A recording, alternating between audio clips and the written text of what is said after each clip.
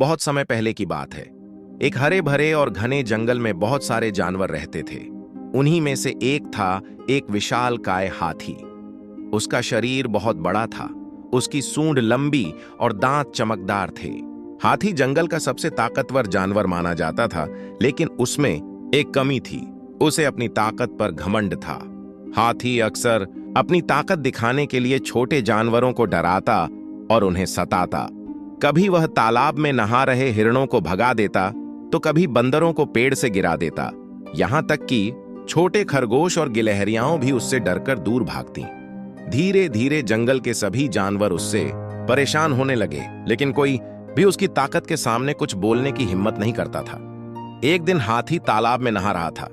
उसने देखा कि छोटे छोटे जानवर पानी पी रहे हैं। गुस्से में आकर उसने जोर से चिंगाड़ मारी और सबको भगा दिया।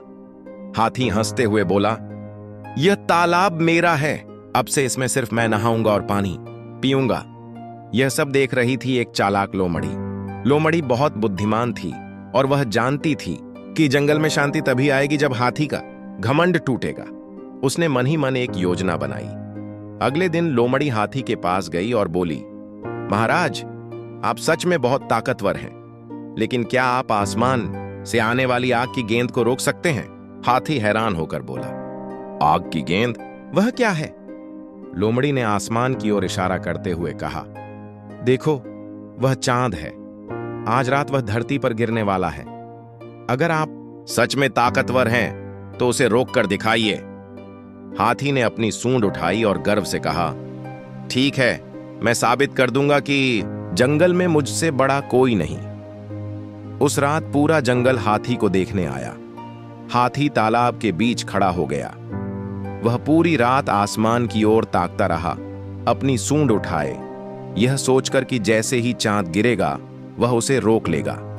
जानवर चुपचाप यह नजारा देखते रहे। धीरे धीरे रात बीत गई और सुबह हो गई। चांद हमेशा की तरह आसमान में ही रहा।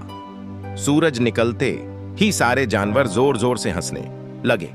एक तोता बोला, हाथी महाराज, चांद तो गिरा ही नहीं। बंदर ने हंसते हुए कहा, देखा, ताकत हमेशा काम नहीं आती, दिमाग से ही असली जीत होती है। हाथी को अपनी गलती का एहसास हुआ।